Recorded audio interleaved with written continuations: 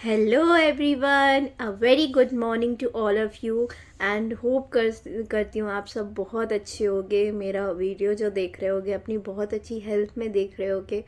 And guys apologise because मैं बहुत बहुत बहुत ज़्यादा लेट व्लॉग लेकर आ रही हूँ, मुझे पता है। बट मैं क्या करूँ, मैं भी ट्रैवल कर रही थी। मैं अपनी मम्मी के घर पे थी, अब मैं अपने घर पे आ गई हूँ, तो इस वजह से थोड़ा सा व्लॉग लेट हो गया है। बट इसी बीच में मैंने जेसिका का व्लॉग काफ़ी ज़्यादा फॉलो किया है एंड जेसिका की लाइफ में जो चेंजेस आए हैं एंड जो डिस्टर्बिंग सिचुएशन अभी चल रही है वो देख के तो like I am also sympathise for her कि मतलब वो बंदी कैसे इतना सब कुछ झेल रही है। एक तो दूसरी कंट्री में है और इतनी बड़ी जो चीज़ उसको पता होने के बावजूद भी वो वहाँ पे अपने फेस पर एक भी टेंशन या किसी को पता ही नहीं लग रहा था कि उसकी लाइफ में इतना कुछ बड़ा चल रहा है। यार देखो, हर किसी लड़की के लिए जो सबसे पहला प्यार बोल लो या सबसे ज़्यादा इम्पोर्टेंट इंसान बोल लो वो उसके फादर होते हैं। एंड वो हमेशा व्लॉग में अपने पापा के बारे में बात करती रहती थी और अभी भी करती है इनफैक्ट। लेकिन अभी उसके व्लॉग से पता लगा है कि मतलब उसने अभी लेटेस्ट ही पोस्ट डाल के हम लोगों को इन्फॉर्म किया है कि 27 को उसके पापा जो हैं वो एक्सपायर हो गए हैं। एंड गाइस मुझे ये जो चीज़ लगी है वो शॉकिंग से ज़्यादा बहुत ज़्यादा वियर्ड लगी है। बिकॉज अगर ऐसी कुछ सिचुएशन थी तो ऑब्वियसली उसको ये कहीं ना कहीं उसको ये पता होगा कि उसके पापा की जो हेल्थ है वो ठीक नहीं चल रही है, वो कुछ ज़्यादा ख़राब चल रही है। फिर भी वो लड़की ट्रैवल करके वहाँ से नहीं आ पा रही है। ये कुछ बहुत ज़्यादा सीरियस इशू है जो कि शायद हम लोग जो अंदाज़ा लगा रहे हैं कि वो वहाँ पे ट्रैप्ड है, ये उसका एक बहुत बड़ा साइन है कि हाँ वो वहाँ पे ट्रैप्ड है। क्योंकि अगर उसके हस्बैंड को भी ये चीज़ पता था कि उसके पापा की तबीयत इतनी ज़्यादा सीरियस है तो उसको एटलीस्ट उसको विज़िट करने के लिए इंडिया लेकर आना चाहिए था। एंड उसने अपने व्लॉग में ये बताया था पहले भी कि जो ऊज़ो का एडमिशन वो अब किसी स्कूल में घर के पास करा रही है। बट उसने अपने व्लॉग में ये कंफर्मेशन दिया था कि फरवरी और मार्च के बीच में ही उसका वीज़ा मिल जाएगा और वो इंडिया ट्रैवल करेगी। तो वो उसने उसका भी कोई अपडेट नहीं दिया, उसने डायरेक्टली ऊज़ो का एडमिशन वहाँ पे नाइजीरिया में करा दिया है। Guys she is really in trouble and need help. मतलब फादर की डेथ होने के बाद भी वो बंदी ट्रैवल करके इंडिया तक नहीं आ पाई है। अभी तक उसका 3 दिन हो चुके हैं, उसके चैनल पे कोई व्लॉग नहीं है, कोई अपडेट नहीं है। एंड ऑब्वियसली इतनी जो थ्रेटनिंग सिचुएशन हुई है और इतना जो डिस्टर्बिंग सिचुएशन हुई है उसकी लाइफ में, तो व्लॉगिंग तो ऑब्वियसली नहीं आ पाएगा। लेकिन अगर वो इंडिया भी आ रही होती तो वो किसी ना किसी तरीके से अपने जो यूट्यूब ऑडियंस है उनको बताती, बट वो शायद नहीं आ पा रही है जिसकी वजह से वो अपडेट भी नहीं कर पा रही है। तो गाइज़ मुझे तो ऐसे ही लगता है कि हमें जैसिका के लिए प्रे करना चाहिए एंड उसके फादर के लिए भी प्रे करना चाहिए जो उसने इतना बड़ा लॉस अपनी लाइफ का फेस किया है। वो किसी भी लड़की के लिए या किसी के भी लिए बहुत बड़ी बात है। पता नहीं जैसिका वहाँ पे नाइजीरिया में कैसे रह रही है, अपने छोटे से बच्चे को कैसे संभाल रही है। उसके उसके लॉस को तो कोई भी कंपनसेट नहीं कर सकता है गाइस, लेकिन उसको आप सपोर्ट कर सकते हो, उसको उसके लिए प्रे कर सकते हो कि वो जल्दी से जल्दी इंडिया वापस आ जाए और अपनी लाइफ पहले की तरह जिए। बिकॉज़ उसकी लाइफ वहाँ पे तो बहुत ही ज़्यादा अजीब लग रही है। और वो ऊपर से जो लोग हैं उसके फैमिली जो ससुराल वाले हैं वो बहुत ज़्यादा फ्रेंडली तो हैं पर बहुत ज़्यादा वियर्ड है। उनके साथ कोई भी इंडियन नहीं रह सकता है क्योंकि उनके रहने का तरीका, उनके ड्रेसिंग सेंस, उनके बात करने का तरीका सब बिल्कुल अलग है। उनका खाना इतना अजीब होता है, खाने का तरीका बहुत अजीब होता है जो कि किसी भी इंडियन के लिए वहाँ पे सरवाइव करना मुश्किल है। लेकिन वो शायद अपने पति के प्यार की वजह से या अपने बच्चे के लिए इतना कुछ कर रही है या झेल रही है, ये बहुत बड़ी बात है। तो गाइस मतलब अगर आप लोग, मेरी तो यही रिक्वेस्ट रहेगी, अगर आप नाइजीरिया में हो एंड अगर आप लोग उसको कांटेक्ट कर सकते हो तो प्लीज़ जेसिका को कांटेक्ट करो एंड उस सिचुएशन से बाहर निकालो।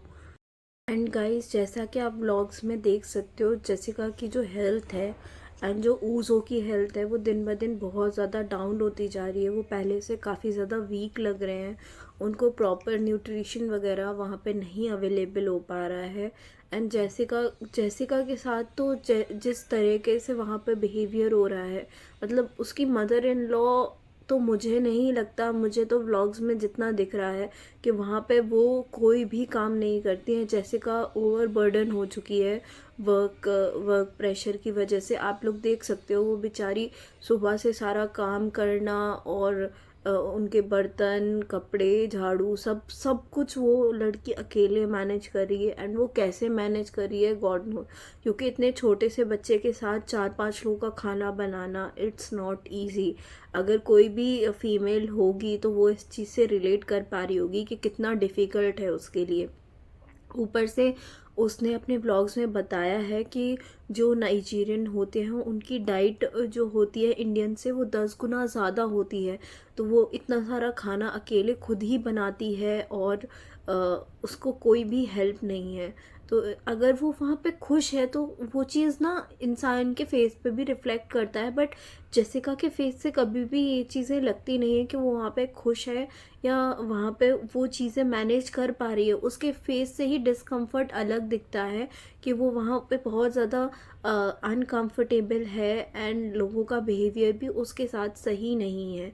वो व्लॉग में बहुत ज़्यादा खुश रखने की, अपने आप को दिखाने की कोशिश करती है, बट कहीं ना कहीं वो इस चीज़ को लेके फेल कर रही है, क्योंकि वो ये नहीं चाहती है कि उसके जो पेरेंट्स तो क्या, अब तो मदर ही हैं, फादर तो उसके चले गए, बट जो चीज़ें वो ये नहीं चाहती है कि वो उसकी फैमिली देखे और वो और ज़्यादा दुखी हो कि उनकी बेटी ने बहुत बड़ा गलत डिसीजन ले लिया है। बट वो गलत डिसीजन दिखता है जेसिका व्लॉग में। आप कितना भी कवर करने की कोशिश करोगे वो चीज़ कवर नहीं हो सकती है। आपको अगर ये चीज़ें हैं और आपको आपके साथ वहाँ पे गलत हो रहा है तो आपको कुछ ना कुछ व्लॉग के थ्रू अपनी ऑडियंस को हिंट देना चाहिए, ताकि आप कहीं ना कहीं उन चीज़ों से बाहर आ पाओ।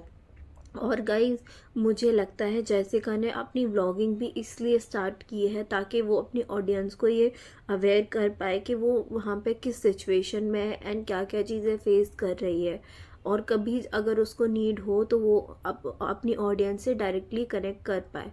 बट मुझे नहीं लगता कि वो इनफ है। जेसिका जेसिका अगर आप मतलब मेरा व्लॉग देखते हैं एंड अगर आपको मतलब कुछ भी कमेंट कर सकते हो तो आप मेरे कमेंट सेक्शन में ही एटलीस्ट कुछ ना कुछ इंडिकेट करो वहाँ से, ताकि आपको सपोर्ट मिल पाए। एंड मैं नहीं कहती कि जेसिका पूरी तरीके से सही है। जेसिका ने डिसीजन लिया है, बट कहीं ना कहीं एक डिसीजन गलत होने की वजह से हम आइडली उसको ब्लेम नहीं कर सकते हैं। हमें एटलीस्ट उसकी साइड भी सुननी चाहिए, उसके नज़रिए से भी देखना चाहिए कि वो इन सारी चीज़ों में कैसे ट्रैप हो गई। अब लास्ट में हम बात कर लेते हैं जेसिका के हस्बैंड के बारे में। यार, जेसिका ने अभी तक अपने व्लॉग्स में अपने हस्बैंड के बारे में ज़्यादा कुछ बात नहीं की है।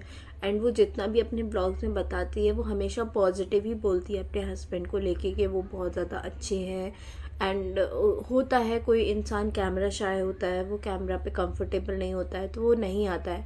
बट जेसिका, मेरा आपसे एक क्वेश्चन है कि एटलीस्ट अगर जैसे ठीक है मेरे हस्बैंड भी लाइक कैमरा शाय हैं, वो कैमरा पे आना पसंद नहीं करते हैं, लेकिन आइडियली मैं अगर जैसे उनको रैंडम भी कभी किसी वीडियो में कैप्चर कर रही हूँ तो उसके लिए उनको ऑब्जेक्शन नहीं होता है। वो एटलीस्ट हाय का जेस्चर या कुछ भी करते हैं ताकि एटलीस्ट हमें ये लगे कि हाँ वो मेरे साथ उनका बिहेवियर ठीक है, एटलीस्ट वो मेरे कहने से आ रहे हैं। लेकिन आप जैसे का अभी तक ना ही ओज़ो के जो डैडी हैं उन्होंने ना ही व्लॉग्स में किसी अपने आपकी ऑडियंस को ना ही कभी हाय का जेस्चर की मतलब कभी भी हाय किया है या कुछ भी वो व्लॉग्स में इवन नज़र भी नहीं आया है। अगर कोई भी आपको फॉलो करता है या किसी ने भी ऊज़ो के डैडी को देखा होगा तो वो सिर्फ आपकी इंस्टा प्रोफाइल में जाकर उनको देखा होगा, बाकी किसी को नहीं पता who is your husband. And at least आप अगर यूट्यूब पर आए हो तो ऑडियंस को ये जानने का हक है कि आप मतलब ऊज़ो के डैडी कौन है, एंड वो क्यों नहीं ब्लॉग्स में आना चाह रहे हैं, एंड ऐसा क्या रीज़न है कि उनको शायद अगर आपको व्लॉगिंग करने से प्रॉब्लम है तो वो भी आपको अपनी ऑडियंस को बताना चाहिए। बट आप क्यों नहीं बता रहे हो, क्यों नहीं अपने लिए स्टैंड ले रहे हो, गॉड नोज़। बट ये चीज़ें गलत हैं जैसिका, आप चीज़ों को छुपा नहीं सकते, आपको चीज़ों को बाहर लाना चाहिए। आपको जो ऊज़ो के डैडी हैं, अगर वो आपके साथ कुछ गलत कर रहे हैं या अगर वो व्लॉग्स में नहीं आ रहे हैं, उनका कुछ रीज़न है व्लॉग्स में नहीं आने का, तो वो आपको ओपनली बताना चाहिए, क्योंकि कहीं ना कहीं ये ऑडियंस को गलत ही पोर्ट्रे कर रहा है कि वो व्लॉगिंग में क्यों नहीं आ रहे हैं। तो अगर नहीं आना चाह रहे हैं तो या तो वो कुछ चीज़ छुपा रहे हैं या फिर वो गलत है इसलिए नहीं आ रहे हैं। तो अगर आप उनको नहीं लेकर आओगे तो ऑडियंस के अपने अपने प्रिस्क्रिप्शन तो बनेंगे ही। तो अगर आप चाहते हो कि ऑडियंस अपना ओपिनियन ना बनाए तो उस चीज़ के लिए आपको ऊज़ो के डैडी को कन्विंस करना पड़ेगा कि वो व्लॉग्स में आएँ एंड अपना साइड रखें। तो ये मतलब मुझे ऊज़ो के डैडी का बिहेवियर लगा। और बाकी अदर फैमिली मेम्बर्स के बारे में बात कर लें तो उनकी जो मदर इन लॉ का बिहेवियर रहता है वो भी बहुत ज़्यादा अजीब लगता है, बहुत ज़्यादा अनकंफर्टेबल लगता है। वो भी एकदम मतलब या तो उनका वे ऑफ टॉकिंग ही वैसा है या फिर अजीब ही है वे ऑफ टॉकिंग। वो हमेशा एकदम चिल्ला के अजीब तरीके से ही बात करती हैं। एट लास्ट मैं जेसिका से रिक्वेस्ट करना चाहूँगी कि जेसिका आप प्लीज़ इंडिया आओ, अपनी फैमिली के पास आओ। इस टाइम पे आपकी फैमिली को आपकी बहुत ज़रूरत होगी, आपकी मदर को आपकी बहुत ज़रूरत होगी। एंड अभी आपका इंडिया आना बहुत ही ज़्यादा ज़रूरी हो गया है। तो अगर जो जेसिका के हस्बैंड हैं वो भी मतलब व्लॉगिंग वगैरह देखते हैं तो उनको भी सब लोग कमेंट सेक्शन में बोलो कि एटलीस्ट उसको जेसिका को इस टाइम पे तो एटलीस्ट अपनी फैमिली के पास ले जाना चाहिए और अपनी फैमिली से मिलवा कर लाना चाहिए, बिकॉज़ ये गलत है। क्योंकि उसने अपने ब्लॉग में ये साफ साफ बताया था कि मार्च तक उसका वीज़ा मिल जाएगा। तो अगर उसका वीज़ा मिल गया है तो अब उसको इंडिया वापस आ जाना चाहिए। एंड जेसिका के हस्बैंड को भी अब वहाँ पे उन लोगों की हेल्थ के साथ कॉम्प्रोमाइज़ करते हुए उन दोनों को नहीं रखना चाहिए। हाँ, होता है कि आपको अपने पेरेंट्स का ध्यान रखना है, आपको उनकी मदर जैसे कि ऊज़ो के डैडी की मदर है, उनके हेल्थ इश्यूज़ हैं तो आप उनको भी इंडिया ले आओ। इंडिया में हेल्थ फैसिलिटीज़ काफ़ी अच्छी हैं तो यहाँ पे उनकी ज़्यादा अच्छे से टेक केयर हो पाएगी। एंड जो बाकी फैमिली मेम्बर्स हैं वो तो वहाँ पे अच्छे से सरवाइव कर ही रहे हैं। तो सिर्फ जैसिका कि लाइक सासू मॉम के हेल्थ इश्यूज़ हैं तो उनको आप अपने साथ इंडिया लेके आ सकते हो।